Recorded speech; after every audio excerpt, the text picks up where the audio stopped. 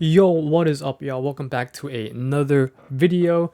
Today I'll be doing the VHS WART mutations. Shout out to Shark Kaboom for actually making this template. I was actually making VHS tier list videos. There's gonna be a lot of upcoming videos on that. I was originally gonna make one for the weapons, but I stumbled onto the WART mutations, and I thought this would be pretty fun considering I kind of main WART myself. I'm a pretty well-known monster player as well. And I'm just going to be ranking all the mutations, what I believe works best at a high level.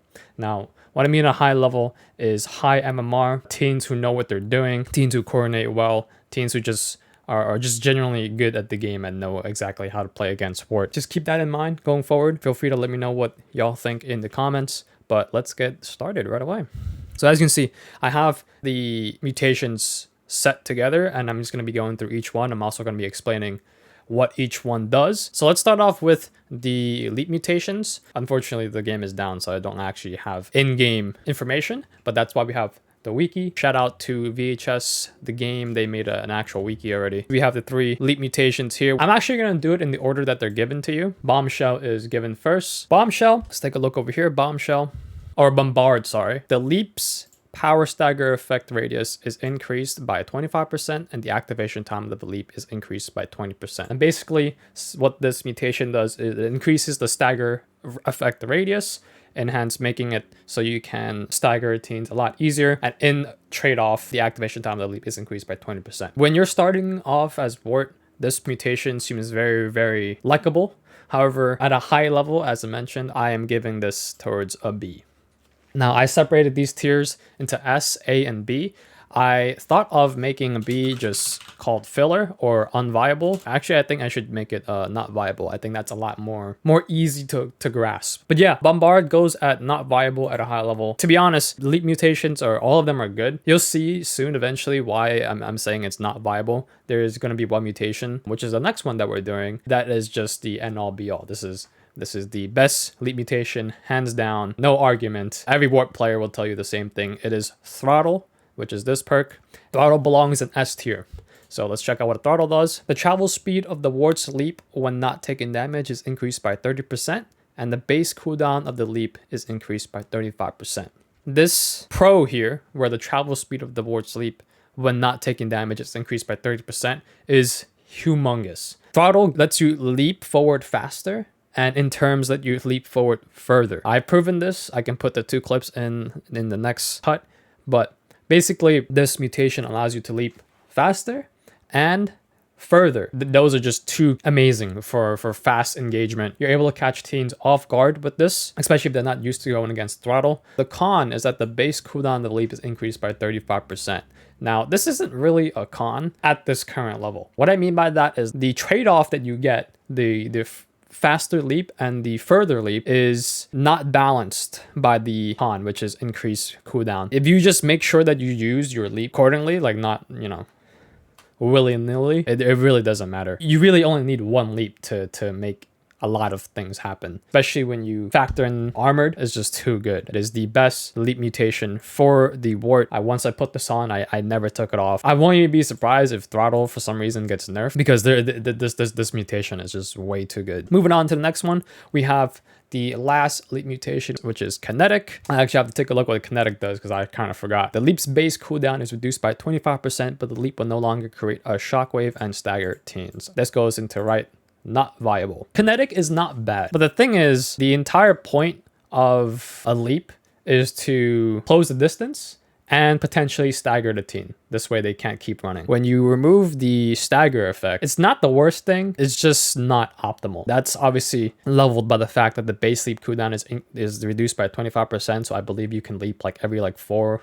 or 3 seconds now, but you're still leaping at the same distance at the same speed, and it just feels very underwhelming, especially when you're using Kinetic against extremely high level teams. One thing that I did forget to mention as to why Throttle is supreme is not only does it make you leap further and faster, but it still has the shockwave, and I'm pretty sure the shockwave is the default shockwave. So not only can you leap further and faster, but you can also stagger teams on top of that. So that's all the elite mutations. Let's move on to the army mutations. They did not finish the acid armor, but okay, that's fine. I'll try my best to remember what immune does. I believe immune makes it so that you get your armor back faster. It has reduced cooldown. However, if your armor breaks, all your abilities go on cooldown. It's... I don't really know where to put this, I'm gonna be honest, because the thing is, having back armor faster is always great. If you can be smart about it, you'll never actually lose your armor, or you're gonna force the team to break your armor. So I don't know. I don't want to put immune at not viable, so I'm gonna put it in the A tier. It's definitely not the S tier, but I would have to experiment more with immune myself. In the hands of a smart player, I think it could be somewhat viable, but it's not the worst mutation. It's not the best either, so I think I'm just gonna put it in A. Next, we have Toxic. I think Toxic goes in A. What Toxic does is the base amount of health lost by a team suffers from an attack while acid armor is active is increased by 15%. I believe this is at the highest tier. Then the damage required the shadow acid armor is reduced by 20%. Toxic is very unique in terms of gameplay. The biggest noticeable difference between the Toxic mutation and regular armor is that the damage required to shatter the acid armor is reduced by 20%. This is a drastic change. You will notice it, especially when you play with it for the first time. I've heard people say Toxic is bad. I heard people say Toxic is great. How I personally look at it, Toxic armor, although that it reduces the amount of damage required to break the armor, you also have to look at it in a positive light, right? Which is basically a discount lethal weapon. In a game where the teens have a health and that's how they're decided whether they live or die, anything that reduces health down an extra amount from what it already does is great. If you're going in, if you armor up and you're going in, there's one of two things. You're going to hit the teen while you're armored, or the armor is going to break. The only bad thing that I can see that Toxic ever comes into is when you're going against multiple teens. So when you're going in and there's multiple teens with multiple weapons on the board, then it's pretty bad. But it acts as a pseudo lethal weapon if you do get the hit with your armor up. It's important to note that you have to hit them while the armor is up to get that increased 15% loss of health from a hit. And that's why I like Toxic. I think it's really useful. Again, you just have to be very, very careful in engaging against multiple teams, but that's it. Now, the last one we have, I believe, is Fluid. I am putting Fluid at A, and you can see that all the acid armor mutations, all of them are viable. There are some that are better than others. I would actually put Fluid above Immune. What Fluid does, basically when you armor up, you have an increased base movement speed. What this actually does, it makes it so that kiting is extremely hard to do, because you move faster in your armor speed. The one thing that people love doing against the board is kiting, especially, for example, with the sword or the flamethrower. It makes it so that it becomes a lot harder for the team to kite the wart while the acid armor is up. Basically, anytime that you're not receiving damage, you're returning to your normal speed. But since the normal speed is increased, they're going to make it so that the team has to use more ammunition just to make sure that they have enough distance on you to kite and potentially kill you. So I don't remember the downside. I don't think the downside matters that much, which is why I don't remember it. All I know is that you're able to move faster while you're armored, makes it so that it's a lot harder for the teams to kite, which is great. Now we go into the echolocations. I've seen a lot of monsters, a lot of warts use Detect. At a high level, again, remember that I am ranking these mutations at a high level. I believe that Detect is not viable.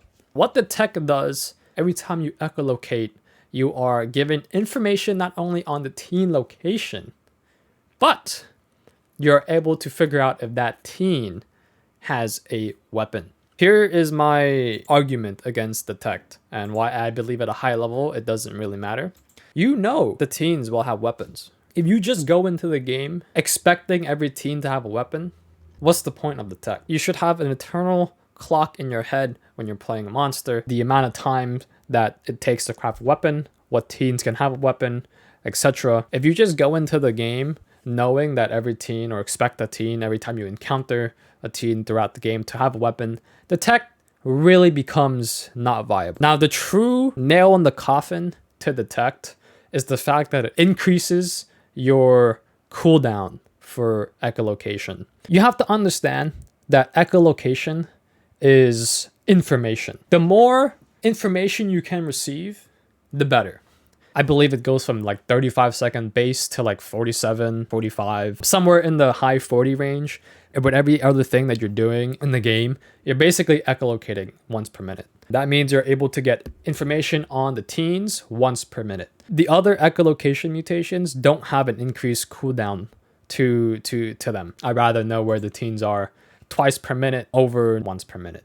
The next one I believe is called After Image or After Mirage. I'm going to be totally honest. I do not think it is viable at all. The pro is that instead of just having a after image of that one location where the teen was, you actually have a trail. So this way you can easily track the teen or have a better inkling on where the teen went instead of just having one image. The con is that you just channel location a lot longer. This doesn't really do anything for you besides giving you perhaps a better clue as to where the teen went. If you really look at the echolocation mutation as an information-based perk, this doesn't really do much. The pro is not good enough. All you really need knowing where the general location of the teen is, and I mean after image or after mirage just makes it so you have a better clue as to where that teen went, and honestly it's just not enough. So I'm just going to put it non-viable, but I'm going to say that detect is indeed better than after image, after mirage, whatever you want to say. Now we have the last mutation, which is Deafen. And that is going right towards the S tier. What Deafen does, when you echolocate every teen that is hit, they are deafened. I don't remember for how long exactly, since I don't have the actual stats here, but they're deafened for a bit. I think like maybe perhaps 3 seconds, I think is about how long they're deafened for. And when teens are deafened, they cannot hear anything, they cannot trace anything, no sound, you have no tension track, you can't track anything, they're just muted. What this does, it actually allows you to sneak up on them. The tension track is an important sound cue for teens to pick up on to alert them that the monster is nearby. If you know the distance of you to the station, you can actually deafen and catch the teen off by surprise because they can't detect you. Here you can actually catch a lot of teens off guard with this little neat trick, but it goes beyond that. The teen not being able to predict your movement is very, very important in this game. Not being able to read the monster's movement is a very, very huge key in remaining unpredictable as a monster. And obviously, against very, very high skilled teens, you want to make sure that you are unpredictable, that they cannot read your movements, because power scale in this game is a little bit more favored towards the teens. But that's why the monsters have different mutations to help them out. After some searching, I can't really find on the VHS discords what what the con of Deafen is. But if I can't remember the con, then the con is so minimal in the first place that it doesn't really matter. But yeah, these are, in my opinion, the best WART mutations ranked against high tier teens. I hope y'all enjoyed this video. I know it's a lot to take in. If you have any questions, comment down below. I would love to see what y'all opinions are on the different mutations. I will see y'all in the next video. Peace.